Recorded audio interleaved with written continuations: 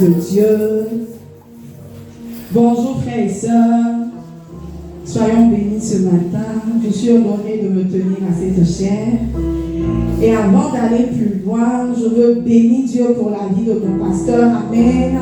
Je veux rendre toute la gloire à Jésus pour sa servante. Je veux rendre toute la gloire à Jésus qui s'est révélé à elle. Et merci parce qu'elle a accepté l'appel. Je veux aussi bénir Dieu pour la vie de Papa Boni. Merci beaucoup, Papa, pour tout ce que tu fais et que Dieu te bénisse. Amen. Alors, bienvenue à notre deuxième culte de ce jour. Et depuis le mois d'avril, il est question pour nous de parler de l'évangile en mouvement. Dis à ton frère l'évangile en mouvement. Et on a illustré ça par Actes, le chapitre 29.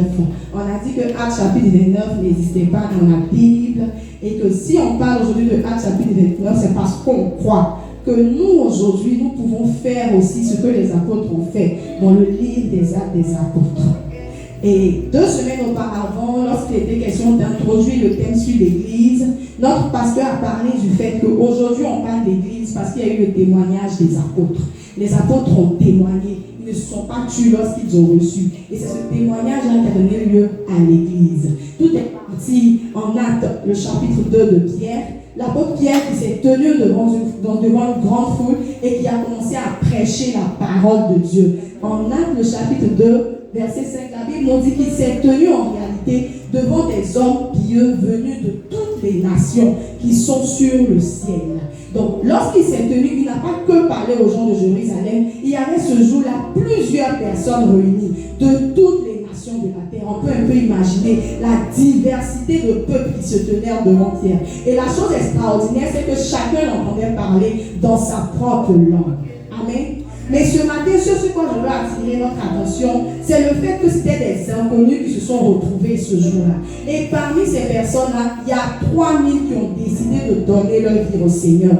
Il y a 3000 personnes qui ont décidé de se faire baptiser. Et il y a 3000 personnes venues de divers horizons qui se sont ajoutées aux 120 qui étaient dans la chambre haute à prier et à attendre l'effusion du Saint-Esprit. Amen.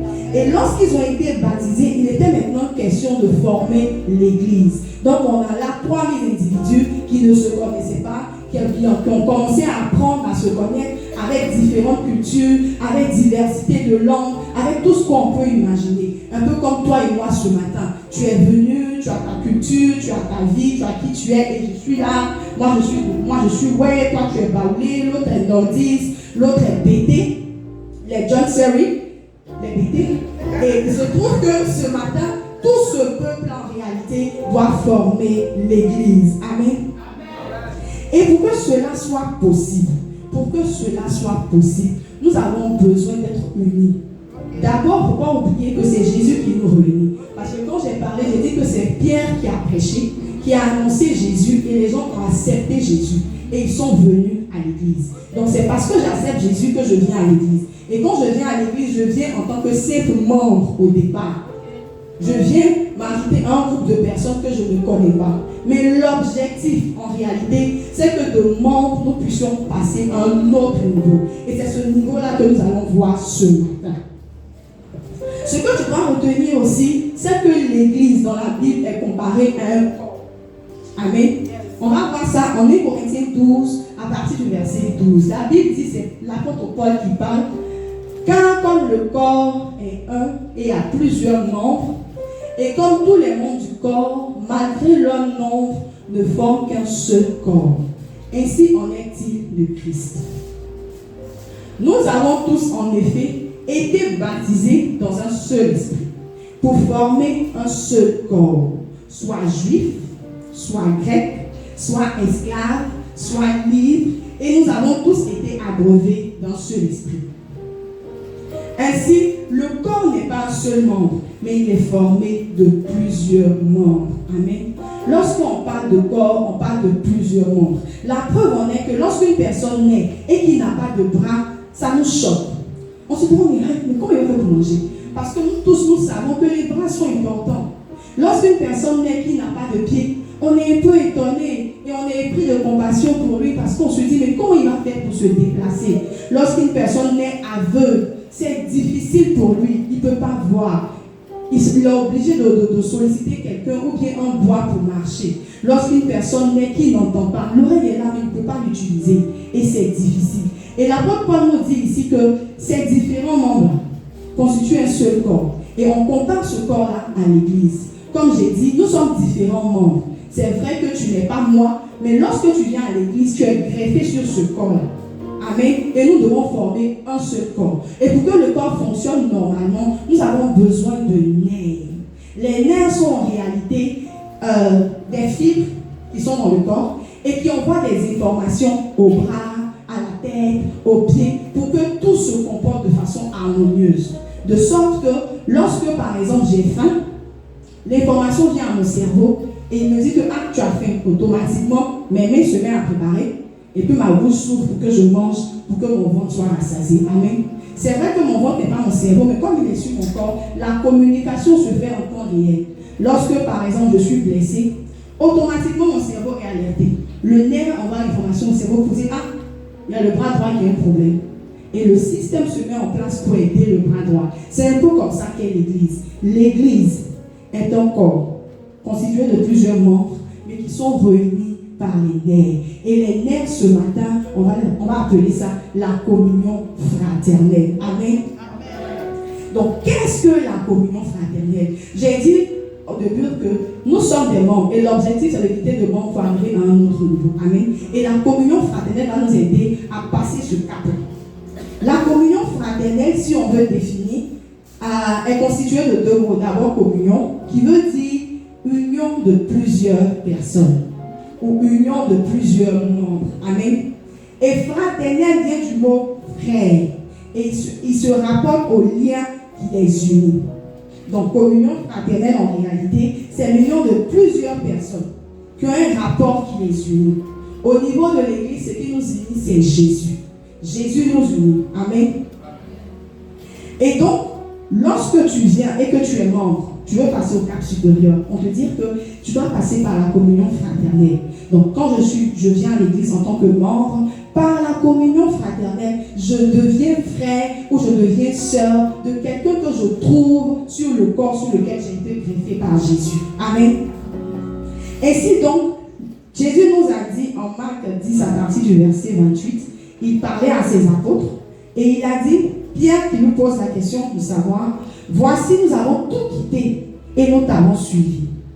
Jésus répondit, je vous le dis en vérité, il n'est personne qui, ayant quitté à cause de moi et à cause de la bonne nouvelle, sa maison, ou ses frères, ou ses soeurs, ou sa mère, ou son père, ou ses enfants, ou ses terres, ne reçoivent au centuple présentement dans ce siècle-ci, ce qui est intéressant, des maisons, des frères, des sœurs, des mères, des enfants et des terres avec des persécutions. Amen. Ici, la promesse de Jésus, c'est que lorsque tu décides de donner ta vie au Seigneur et de le suivre, il te réserve plusieurs frères, il te réserve plusieurs sœurs. Mais où vont-ils quitter? Ces personnes-là sont dans l'Église, sont ceux que tu viens de trouver dans l'Église, qui désormais ne sont plus pour toi des individus, mais qui deviennent des frères par le biais de la communion fraternelle. Quand on parle de plusieurs maisons, si j'ai plusieurs frères qui me voient comme leur sœur, lorsque je vais ce jour, je suis accueilli comme étant membre de la famille. Ça me fait plusieurs maisons. Aujourd'hui, par exemple, si je décide d'aller à la cité-ci, j'ai ma sœur qui habite là-bas. Lorsque je vais arriver, je ne serai pas traitée comme un étranger, quelqu'un qu'on ne connaît pas. Par le biais de la communion fraternelle, je peux m'asseoir, me mettre à l'aise, je peux même dormir si je veux, parce qu'elle me considère comme membre de sa famille. Et pour la petite histoire, un jour, il y a une dame qui était en Côte d'Ivoire, elle a une grande maison en Côte d'Ivoire, et il se trouve qu'elle devait partir aux États-Unis. Mais elle ne connaissait personne là-bas. Elle ne connaissait absolument personne. Et s'il fallait pour elle louer l'hôtel pour le long séjour qu'elle devait faire là-bas, ça aurait fait beaucoup d'argent. Et un jour, elle discutait avec sa soeur à l'église, et puis elle lui expliquait un peu le problème, que vraiment, je dois partir aux États-Unis, j'ai tout, mais je ne connais personne là-bas. Et la dame lui dit, moi j'ai ma petite soeur là-bas. Elle dit, ah bon, oui. Et tout de suite, elle appelle sa petite soeur qui décide d'accueillir cette dernière, sans payer, sans rien du tout, pour tout son séjour. Et elle est partie, la petite soeur l'a reçue. Elle l'a reçue pourquoi? Parce que la dame lui a dit, c'est ma soeur qui vient chez toi. C'est vrai que la personne ne la connaissait pas, mais par le biais de la communion fraternelle qu'il y avait entre la soeur et la grande soeur de cette dernière-là, il y a eu cette facilité. Elle est partie, elle a été reçue, elle n'a rien payé, elle a mangé, et puis elle est revenue. C'est un peu la bénédiction qui découle de la communion fraternelle. Une fois qu'on est frères et sœurs, une fois que tu considères l'autre comme membre de ta famille, il y a tous ces avantages-là que tu peux profiter. Amen. Amen. Et quand Jésus promettait des maisons, des frères, des sœurs, c'est vrai. Ce sont des choses qui sont vraies. Il a dit dans ce siècle-ci. Effectivement, quand tu viens au Seigneur, tu viens trouver une multitude de frères, tu viens trouver une multitude de sœurs, une multitude de maisons, tu viens trouver des mères, tu viens trouver des enfants.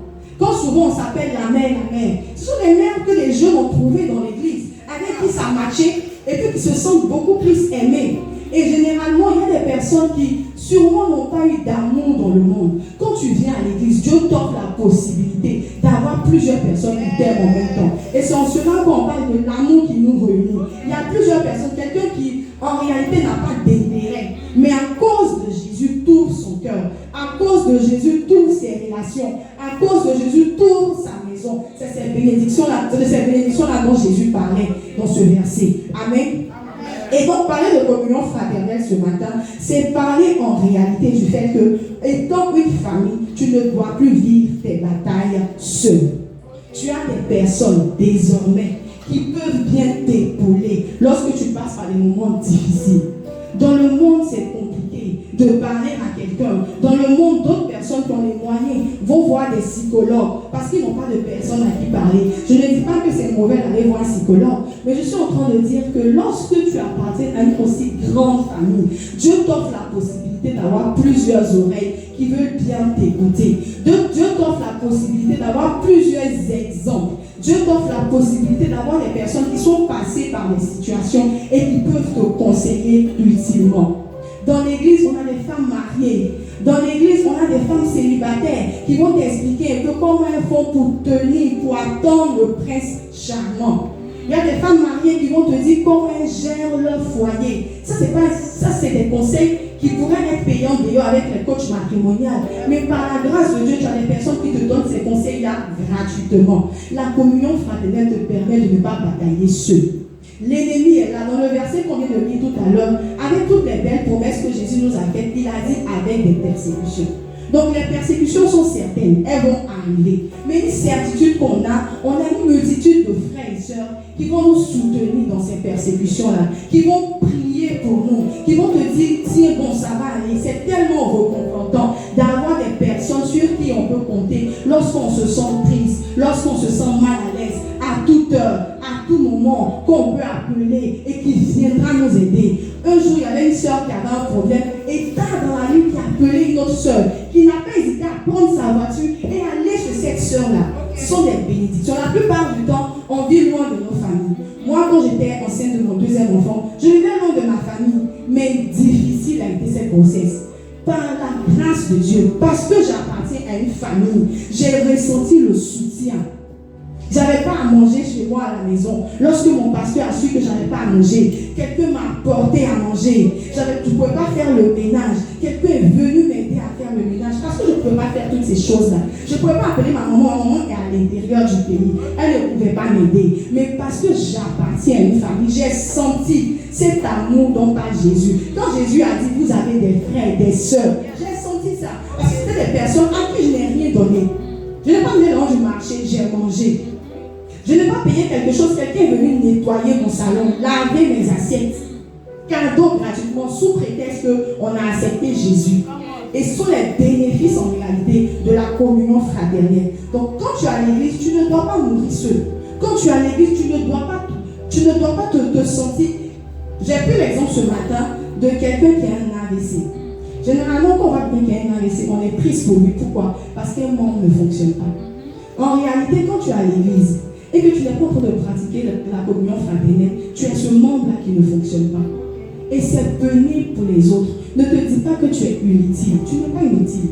Tout le monde est utile. Le corps, tout ce qui est sur le corps est important, aussi petit soit-il. On a parlé du nez. En réalité, le nez est petit comme ça. Mais regardez comment, à partir du nez, le corps fonctionne normalement. Personne n'est inutile. Et donc, personne ne doit vivre ses batailles seul. Amen. Autre chose que la communion fraternelle permet, lorsqu'on se côtoie entre frères et sœurs, un point très important et un point très pimenté, la communion fraternelle nous aiguise. La communion fraternelle travaille notre caractère, travaille notre comportement. Je vous assure. La Bible nous dit en Proverbe, le chapitre 27, à partir du verset 17. Comme le fer aiguise le fer, ainsi un homme excite la colère d'un homme. Amen. C'est ton frère qui va t'exciter.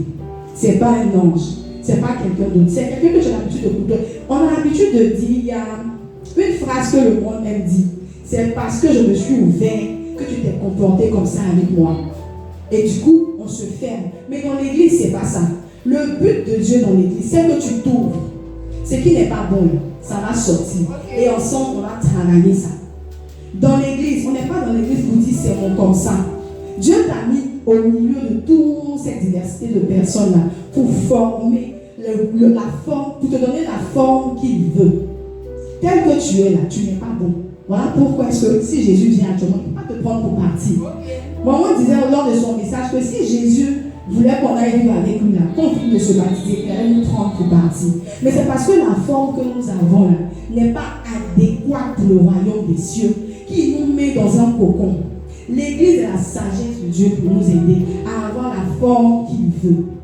L'église, maman a dit que c'est l'œuvre la plus belle que Jésus ait pu nous laisser. L'église vient de Dieu, c'est Dieu qui a fait l'église. Tu ne peux pas toujours être en train de vouloir être à l'écart sous prétexte que tu ne veux pas qu'on te blesse. Sous prétexte que quand toi tu parles mal, quand tu vas parler, on va dire que tu parles mal. Mais c'est en le faisant, on va te faire des remarques, on va te faire des reproches et au fur et à mesure tu vas changer. Parce que toi-même tu sais que ce comportement-là, ce n'est pas un bon comportement. Mais c'est dans l'église que toutes ces choses-là sont exposées. Et puis, par le Saint-Esprit, on arrive à devenir une meilleure personne. On est une personne au départ qui était colérique, et avec qui on a prié, à qui on a donné des conseils, et qui un peu commence à changer. Il y a quelqu'un qui était venu, on lui a dit au début, toi là tu es impoli, avec l'aide du Saint-Esprit, avec les conseils, les reproches et tout ce qu'il y a avec, Dieu lui a fait grâce pour qu'elle se rende d'abord compte qu'elle est impolie et qu'elle change. Dans le monde, les gens n'ont pas le temps. Chacun vit pour lui. En réalité, c'est chacun pour soi. C'est ce que le monde dit. Mais lorsque tu viens à l'église, on te parle de famille. On te parle des liens qui vont t'aider à atteindre ta destinée. Ce n'est pas quelque chose à négliger. Ce n'est pas quelque chose à minimiser. Amen. Et donc, la communion avec le Seigneur Jésus, c'est bien.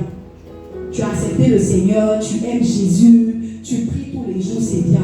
Mais une chose que tu ne dois pas sous-estimer, comme je l'ai dit tout à l'heure, c'est ton rapport avec ton frère, ton rapport avec ta soeur. Parce que c'est justement ce rapport-là qui te permettra de devenir une meilleure personne. Tu ne peux pas être une meilleure personne seule. Tu ne peux pas t'asseoir toi seul, te juger et puis te dire que tu es bien. Tu ne peux pas t'asseoir toi seul, te juger et puis te dire que tu es patient. Tu le dis par rapport à quoi? Tu ne peux pas t'asseoir toi seul et puis te dire que tu es humble. Tu le dis par rapport à quoi? C'est bien en vivant avec les autres que tu pourras mesurer, que tu pourras jauger, que tu pourras apprécier année après année qui tu es réellement. Amen. Toutes les personnes que Dieu place dans l'église ont leur importance. Voilà pourquoi j'ai dit que personne n'est inutile. Jésus a marché avec 12 personnes et les 12 ont eu leur importance à un moment donné de leur vie, de sa vie. On a Joseph d'Arimathée qui a joué rôle quand il est mort.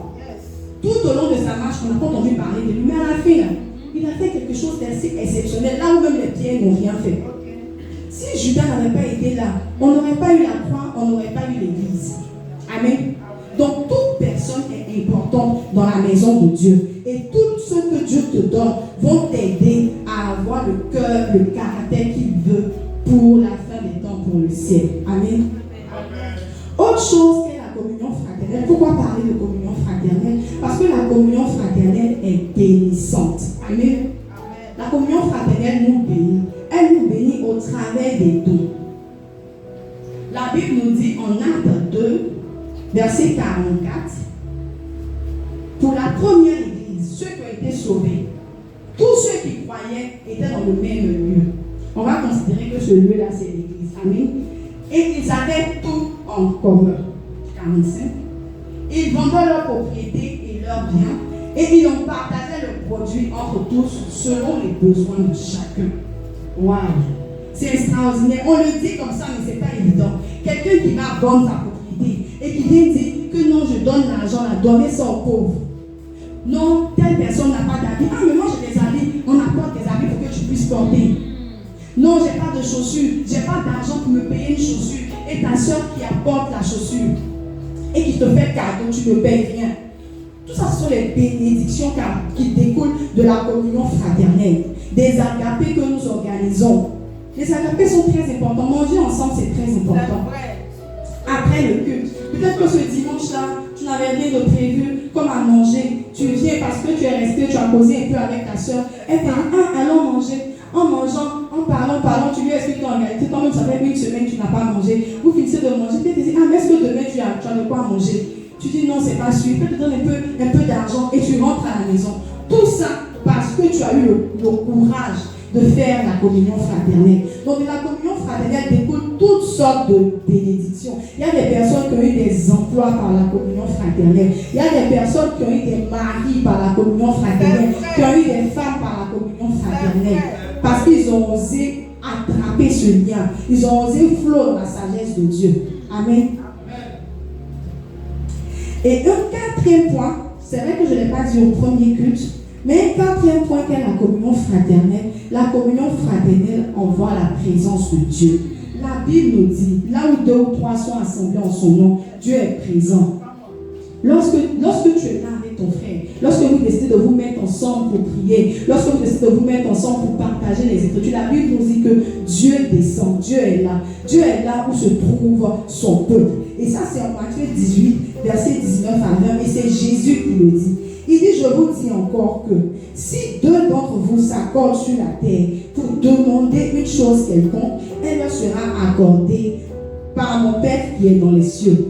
Il y a un sujet de prière pour lequel tu pries depuis longtemps. Tu ne vois pas l'exaucement. Partage-le avec ton frère, partage-le avec ta soeur, parce que Jésus a dit, là où 2 d'entre vous s'accordent pour me demander une chose, elle leur sera accordée. Amen. Et au verset 20, il dit, car là où 2 ou 3 sont assemblés en mon nom, je suis au milieu d'eux. Rechercher la présence de Dieu, c'est aussi flot dans la communion fraternelle. Je pense même que c'est la chose la plus pratique à faire. Parce qu'il a dit, si nous sommes là, c'est qu'il est là. Donc lorsque tu as besoin de Dieu, lorsque tu veux entendre Dieu, viens pratiquer la communion fraternelle avec nous. Assurément que Dieu se révélera à toi. Amen. Et donc j'ai un peu expliqué pour les bénéfices, pourquoi parler de la communion fraternelle. On a dit qu'on parle de la communion fraternelle pour ne pas vivre ses batailles seuls. On a dit aussi qu'on parle de la communion fraternelle parce qu'elle est bénissante pour les uns et pour les autres. On a dit qu'on parle de la communion fraternelle parce qu'elle attire vers nous la présence de Dieu. On a dit aussi qu'on parlait de la communion fraternelle parce que c'est la clé de la maturité. C'est la clé de la maturité. Et donc, pour toutes ces choses-là, quelqu'un pourrait se demander, mais comment pratiquer cette communion fraternelle-là? Qu'est-ce que je dois faire concrètement pour bénéficier de toutes ces choses-là? Tu t'es sûrement posé la question. Amen. Et ce matin, par la grâce de Dieu, je veux partager avec vous quelques points qui pourraient t'aider à pratiquer la communion fraternelle. D'abord, tu es sans ignorer que toute relation humaine est difficile. Être ami avec une personne, c'est difficile. Vivre avec une personne, c'est difficile. Ça, c'est quelque chose, peu importe. Même si tu es sain, arrivé à un certain moment, tu vas tomber sur quelqu'un qui aura un caractère assez difficile, assez compliqué et autres. Et donc, la communion fraternelle va te demander du temps. D'abord, du temps pour toi-même, mais aussi accorder du temps à l'autre. Et la communion fraternelle va te demander que tu investis pleinement tout ce que Dieu mettra à ta disposition pour rendre favorable cette chose-là. Mais le premier point que je vais aborder avec toi, c'est après le culte. Puisqu'on a dit que c'est dans le même lieu que nous sommes réunis, donc on parle d'abord de l'église. Lorsque le culte finit, généralement on fait la prière finale. Mais le amen final ne veut pas dire va chez toi. Le amen final ne veut pas dire partir à la maison. On n'est pas en train de te chasser lorsqu'on dit le amen final. Ici, c'est la maison de Dieu, c'est la maison de ton Père. Tu as le droit d'y rester autant que tu veux pour partager avec tes frères et soeurs. Le culte fini, tu prends la peine de saluer un frère, tu prends la peine de saluer une soeur, de dire bonjour avec le sourire. Parce que tu veux créer une relation. Le visage serré, généralement, il est timide. Lorsque tu es assis, ton visage est toujours serré. On a même peur de t'approcher. Avoir le sourire. Tu es venu en famille. Tu n'es pas venu sur un champ de bataille. Tu es venu en famille. Tu es venu pour qu'ensemble on forme une famille, un même corps. Donc on va déjà commencer après le culte à approcher une personne, à dire bonjour à une personne, à prendre des nouvelles d'une personne, quelqu'un que tu n'as jamais vu. Généralement, quand on fait le culte, on présente les nouveaux venus. Il se lève, ah oui, c'est un nouveau venu, d'accord. Après le culte, tu prends la peine de l'approcher, ah bonjour, bien arrivé, ici c'est l'église de la restauration.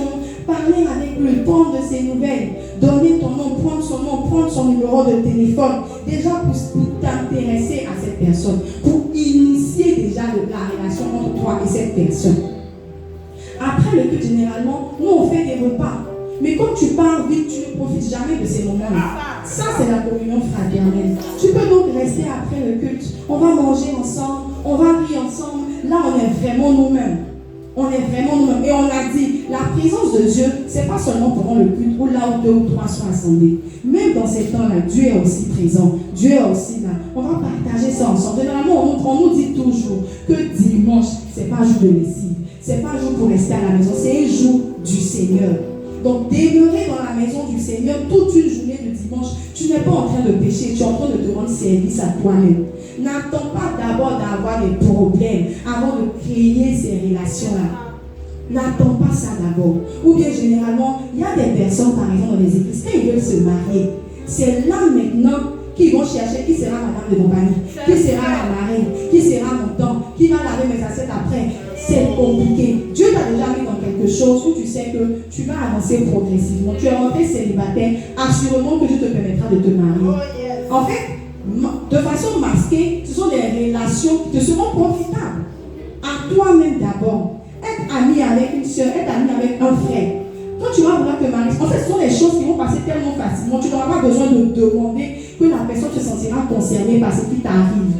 Par exemple, quand quelqu'un accouche, c'est logique pour nous qu'on doit aller saluer cette personne pour nous entraîner de ses réalités. Pourquoi? Parce que c'est notre soeur. On ne va pas attendre que non, elle nous appelle ou elle nous invite. Parce qu'on a déjà créé ce rapport, ce rapprochement. Donc, n'attends pas d'avoir des problèmes avant de chercher à savoir qui peut t'aider. C'est maintenant que tu as besoin de bâtir ces relations. Et la meilleure plateforme, le meilleur endroit pour les bâtir, c'est ici. Tu es au moins sûr d'une chose. Nous sommes ici à cause de Jésus. On a dit que le lien qui nous unit, c'est Jésus. Donc tout ce qu'on va faire ça au nom de Jésus. Ça ne te donne pas aussi le droit de tromper les autres ou de mentir à ton frère. Tu sais très bien que tu n'es pas dans le besoin, mais tu viens inventer des histoires pour bénéficier des avantages. Ça, c'est pas tout. Mais sinon, c'est ici le meilleur endroit pour avoir les meilleures relations possibles. Amen. Des personnes qui sont vraies, des personnes qui ne vont pas te mentir, des personnes qui ne vont pas te blaguer. Généralement, beaucoup se ferment parce qu'ils se disent qu'on m'a trompé, on m'a blagué, on m'a ceci. Mais nous sommes dans la maison de Dieu. Nous sommes dans la maison de Dieu. Et on est sûr que toutes les personnes qui disent être de cette maison-là ont réellement accepté le Seigneur. Tu peux leur faire confiance. C'est vrai que ce n'est pas facile. Mais il ne faut pas oublier que quand tu te fermes là, ce n'est pas la volonté de Dieu. Toi aussi, qui trompes les gens pendant que tu te dis être de la maison de Dieu, c'est pas bon. Mais ce petit couac-là ne doit pas venir empiéter sur la communion fraternelle. Parce qu'on a vu plus haut toutes les bénédictions qui en découlent. Amen. Autre chose, comment tu peux faire la communion fraternelle, la Bible nous dit en Matthieu 7, verset 12, tout ce que vous voulez que les hommes fassent pour vous, faites-le de même pour eux, car c'est la loi et les prophètes. Tout ce que tu veux qu'on fasse pour toi, fais-le de même pour ton frère, fais-le de même pour ta soeur. Si tu veux qu'on t'appelle en semaine, toi aussi prends la peine d'appeler en semaine. Si tu veux qu'on te rende, on te visite quand tu es malade, prends aussi la peine souvent de visiter ceux qui sont malades. Tu n'as pas vu ton frère. L'appeler pour dire, je n'ai pas vu ce dimanche, parce que tu aimerais que le jour où tu ne viennes pas, qu'on t'appelle, qu'on s'intéresse plus ou moins à toi. Et Jésus nous dit dans ce verset-là que toi aussi, fais-le de même pour les autres. Pour recevoir davantage, il faut donner. Lorsque tu seras en train de donner sans compter, à ton tour, les gens seront assez à l'aise à te donner sans compter. Généralement, ce genre de bénédiction-là, même, on les voit beaucoup plus quand les gens se marient. Tu es surpris de voir tout l'amour et l'attention que les autres t'apportent. Parce qu'à ton tour, tu as donné sans compter. Ou bien quand les gens accouchent, les savons qu'on leur apporte. Tu es surpris de ces choses, mais parce que tu as donné, Dieu suscite dans le cœur des gens d'aussi te donner sans compter. Tu as besoin de faire pour les autres ce que tu veux qu'ils fassent aussi pour toi. Amen. Un autre point de comment faire la communion fraternelle, Éphésiens 4, à partir du verset 2 nous dit, en toute humilité et douceur, avec patience, vous supportant les uns les autres avec charité. Pour faire la communion fraternelle, on a besoin de se supporter les uns les autres. La charité, c'est l'amour. On a besoin de se supporter. Des synonymes de supporter, c'est de s'accepter, Nous venons de différentes régions, avec différentes cultures, différents comportements. On a des personnes, par exemple, eux, pour leur témoigner de l'amour, quand ils perdent quelqu'un, il faut que tu sois là pour lui. C'est en cela qu'il dit que tu l'aimes. Sinon, les autres choses que tu fais à lui, il ne considère pas ça. Et quand tu as connaissance de ça, tu dois l'accepter avec ça. Tu ne dois pas dire que lui, il est trop compliqué. Tu ne dois pas dire que non, lui, il se prend un peu trop. Donc, tout ce que j'ai fait autour là, parce que ta grand-mère et moi, que je ne suis pas venue, donc tu estimes que je ne t'ai pas. Si c'est comme ça qu'il est, la Bible dit accepte-le comme ça. Prends-le comme ça. Un autre synonyme de supporter, pardon, c'est aussi vous tolérer les uns les autres. On va forcément se blesser. Il y aura forcément des couacs qui vont arriver. Tu vas forcément te sentir frustré par l'attitude d'un frère, par l'attitude d'une sœur. On a besoin de se tolérer les uns les autres. Un autre synonyme, c'est souffrir les uns pour les autres. Porter le fardeau de l'autre. Lorsque tu vois que ton frère a quelque chose qui tient à cœur et qui n'arrive pas à porter ça, l'aider à porter ce fardeau-là. Généralement, on va parler de prier pour cette personne, jeûner avec cette personne. On va parler d'aller rendre visite à cette personne. Ah, ma soeur me dit qu'il est difficile pour elle de venir à l'église. Si je peux aller la chercher pour l'emmener, c'est une bonne chose. Ça va non seulement développer vos rapports, mais Dieu va te bénir pour ça parce que tu es en train de porter la charge de quelqu'un d'autre de plus faible que toi. Nous ne sommes pas tous au même niveau. Il y a des personnes qui ont des niveaux élevés. Il y a des personnes qui sont des faibles. Et comme l'apôtre Paul le dit, avec des faibles, je me comporte comme un faible. Avec les forts, je me comporte comme fort. Lorsque tu es avec les faibles, tu n'es pas avec les faibles pour les juger. Je disais ce matin que la chose que j'ai remarquée avec les pharisiens dans le Nouveau Testament, c'est qu'ils avaient pour habitude d'appeler les gens par le nom de leur péché. La prostituée, la femme adultère. Ce n'est pas des choses qui doivent se voir ou être entendues au milieu de nous. Si ton frère est faible, tu pries avec lui et tu l'aides. Mais ça ne va pas venir, ça ne devrait pas être une étiquette qu'on lui colle. Déjà même que c'est difficile d'avoir des rapports. C'est tellement fragile. Le nerf, il est fragile comme ça. Et une chose que vous ne remarquez pas, lorsque le nerf a un problème, c'est difficile de le détecter. Lorsque c'est ton muscle, c'est facile. Quand ton muscle te fait mal, très rapidement, tu sais où tu as mal. Tu peux soigner ça rapidement, tu peux te masser. Mais quand ton nerf a un problème, c'est difficile. Ça vous montre un peu la délicatesse des rapports qu'on doit avoir. C'est difficile. On va chercher, on va réfléchir. Ah, peut-être que c'est un problème de magnésium, peut-être que c'est ceci. On va tourner d'abord dans plusieurs endroits avant de nous avoir. À part si tu as un peu d'argent pour faire des examens, pour qu'on tique le nerf. Mais généralement, quand tu vas à l'hôpital et qu'il s'agit d'une douleur nerveuse, c'est très difficile. C'est vraiment très difficile. Donc, à cause de la délicatesse de ces rapports-là, on a besoin de faire attention. On a besoin de faire attention aux mots qu'on se dit. Lorsque ta soeur vient te voir et qu'elle te dit que hier, voilà ce qui s'est passé, elle a péché, c'est vrai.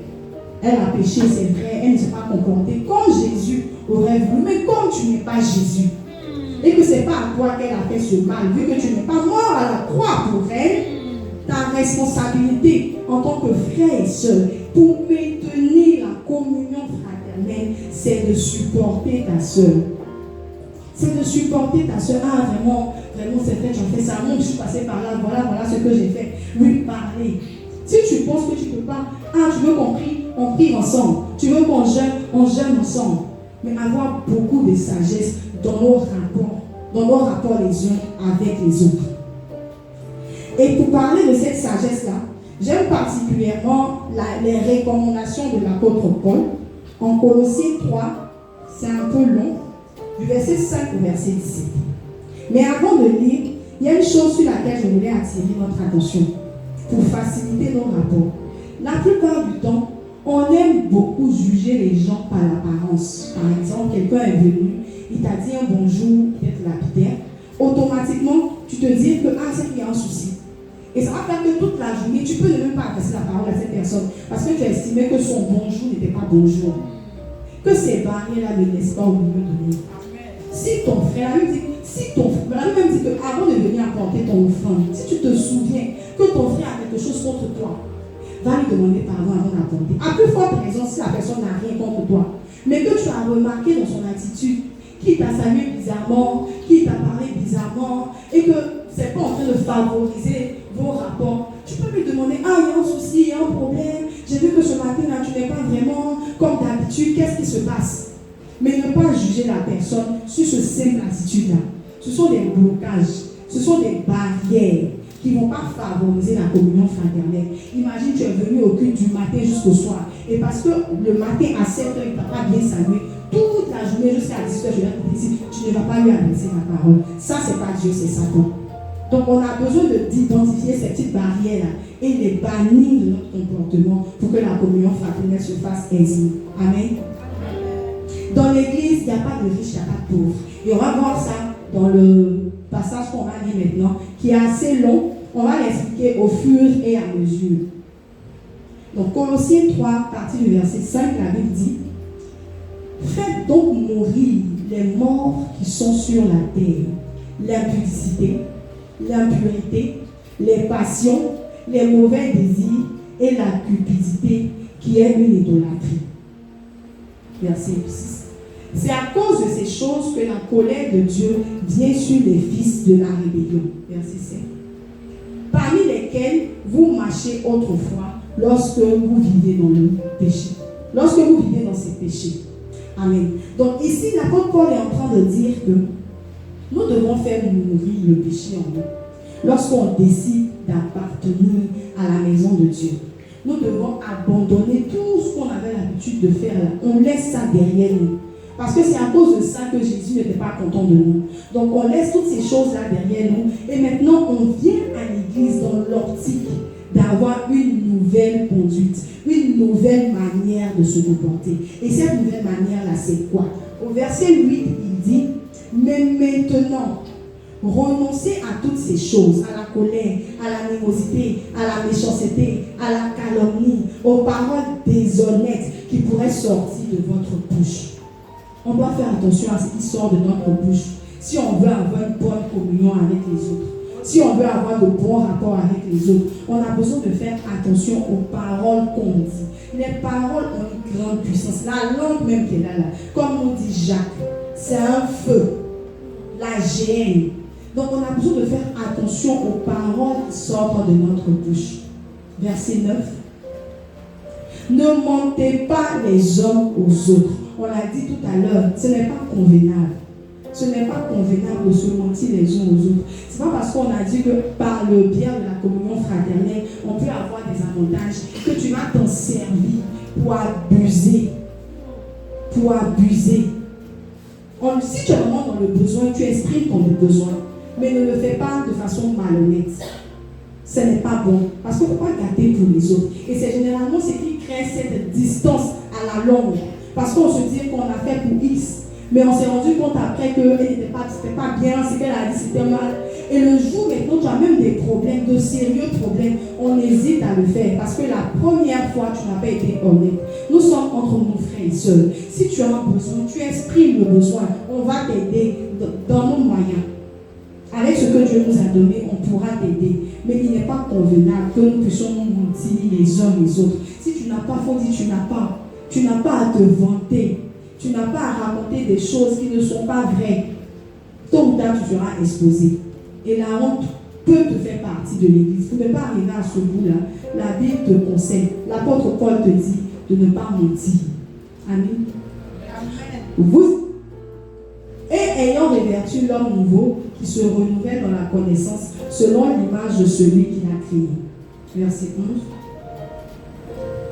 Il n'y a ici ni grec, ni juif, ni circoncis, ni incirconcis, ni barbare, ni scythe, ni esclave, ni libre, mais Christ est tout et en tous. Je le disais tout à l'heure, que dans l'église, il n'y a pas de riches, il n'y a pas de pauvres. C'est vraiment le privilège qu'on a au niveau de l'église. Il n'y a pas riche, il n'y a pas pauvre, il n'y a pas non, tu n'es pas à ma mesure, il n'y a pas non, toi et moi, on n'est pas fait pour parler ensemble. Quand on se retrouve ici, là, nous sommes tous pareils. Nous sommes tous pécheurs. C'est Jésus seul qui est bon. Donc Dieu crée ce cocon-là pour que tu sois assez à l'aise.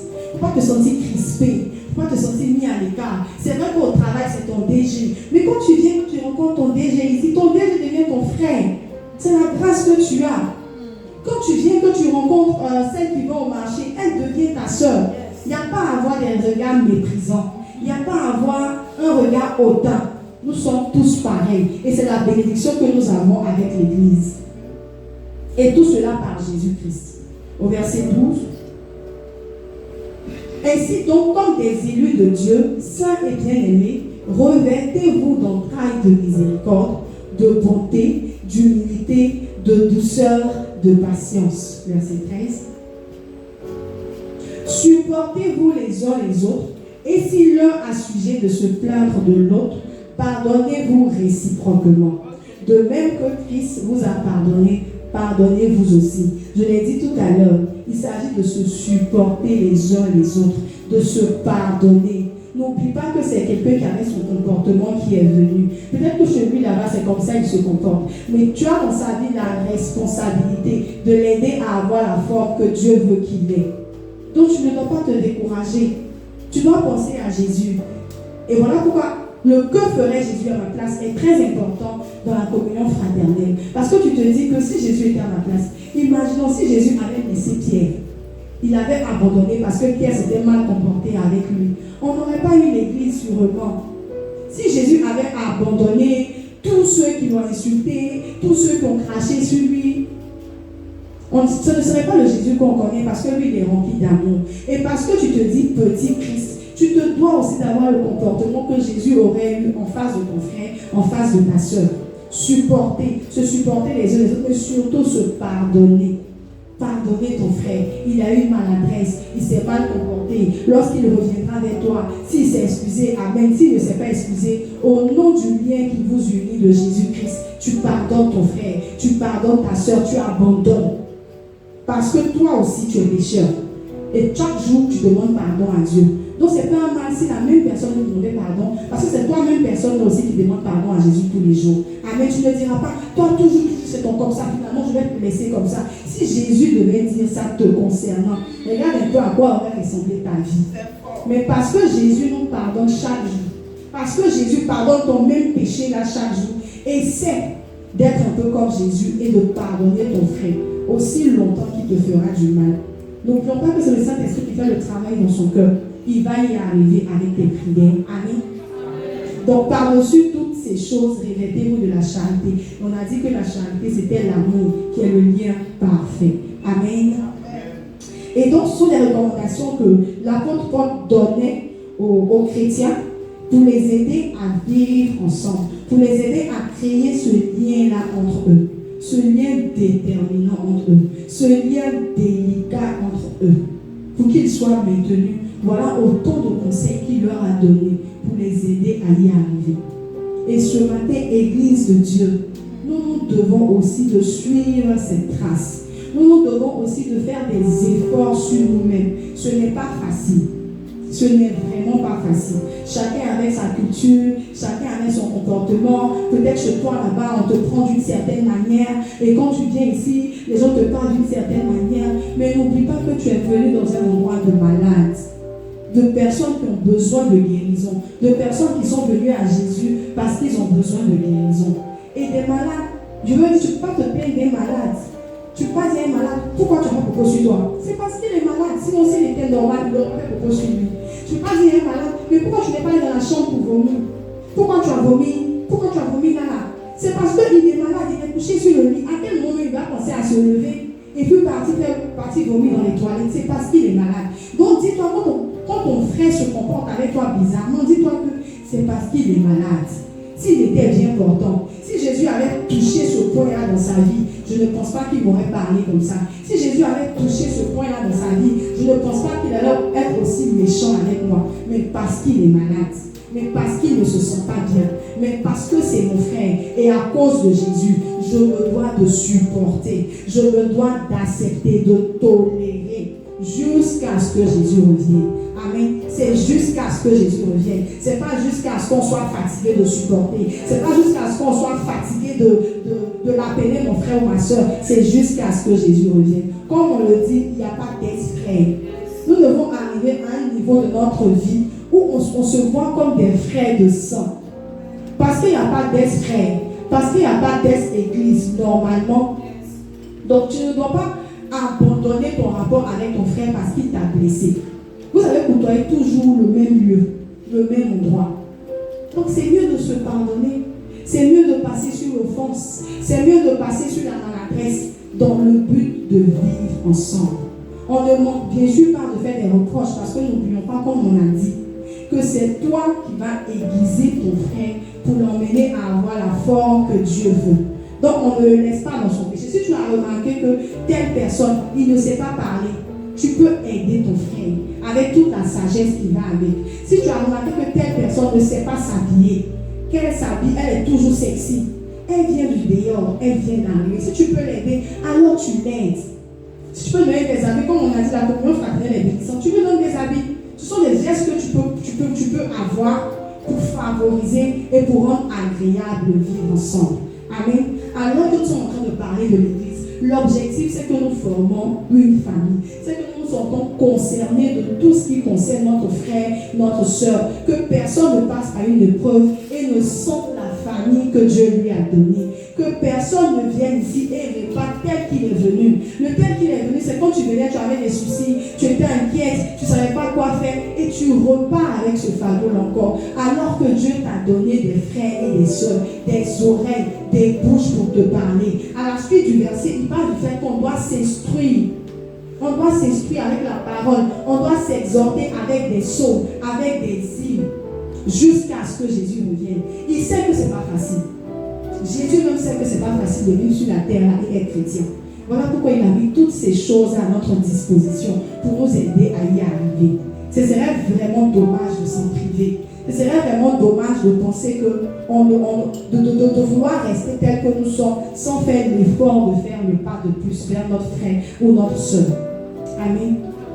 Alors, je veux inviter ce matin quelqu'un à prier parce que c'est vrai qu'on a parlé de liens, on a parlé des bénéfices de la communion fraternelle, on a parlé de toutes ces choses-là. Mais on a lu un verset qui nous disait que toutes ces choses sont possibles par un même esprit. En 1 Corinthiens 12. La Bible nous dit que toutes ces choses sont possibles par un même esprit. C'est par un même esprit qu'on peut arriver à faire toutes ces choses. Alors on va prier ce matin et on va demander que cet esprit-là nous soit donné. Si tu n'as pas encore pris l'esprit de la maison, si tu ne te sens pas encore concerné par ces choses, mais que tu veux être membre de cette église, on va prier pour que cet esprit-là soit commun à tous. On va prier pour que cet esprit-là entre dans le cœur de chacun d'entre nous et nous emmène au nom de Jésus à pratiquer la communion fraternelle dans cette église. Ensemble, élevons la voix et prions. Merci Seigneur pour ta grâce. Merci pour tout ce qui a été dit. Merci pour le message, par mon Dieu. Tu as exposé nos cœurs, tu as exposé nos vies à la réalité de la communion fraternelle. Mais nous savons que la communion fraternelle se fait que par un seul et même esprit. Et nous prions ce matin que cet esprit-là nous soit donné au nom de Jésus. Que cet esprit-là soit notre partage au nom de Jésus. L'Église, la restauration a un esprit. Que cet esprit-là soit dans le cœur de toute personne qui veut être membre de cette Église-là.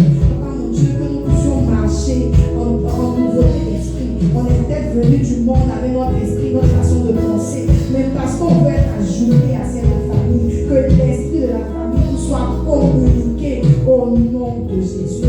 Que personne ne se dise que ça c'est mon comme ça c'est à moi, je suis ainsi, je suis comme ça, mais que nous puissions décider ou désirer changer parce que nous voulons pratiquer la communion fraternelle en ton nom et que jamais ne soit trouvé parmi nous, Seigneur, les querelles, que jamais ne soit trouvé parmi nous, Seigneur, la calomnie, que jamais ne soit trouvé parmi nous, Seigneur, la méchanceté, mais que l'amour qui est le lien de la perfection soit notre partage.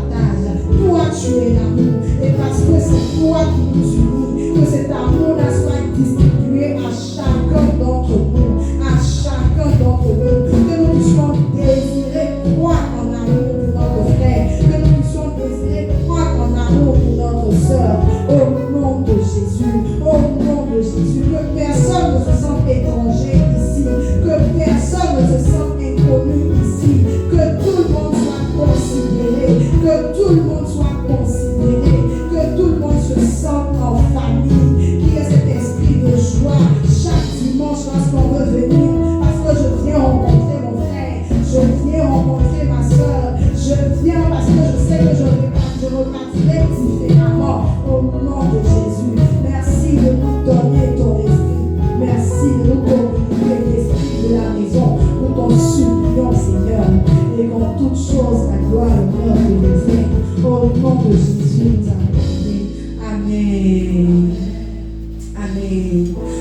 crois que nous avons reçu un esprit qui nous aidera à faciliter nos rapports, qui nous aidera à pratiquer la communion fraternelle.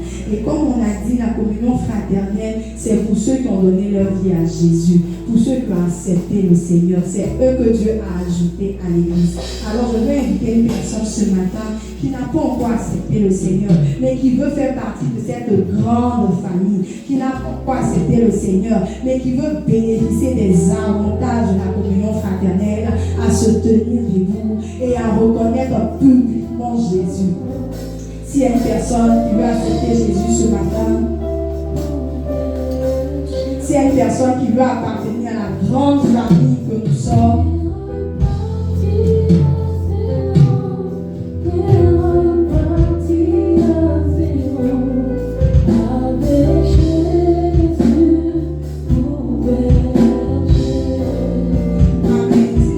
tous membres de cette famille, nous allons préparer vos offrandes.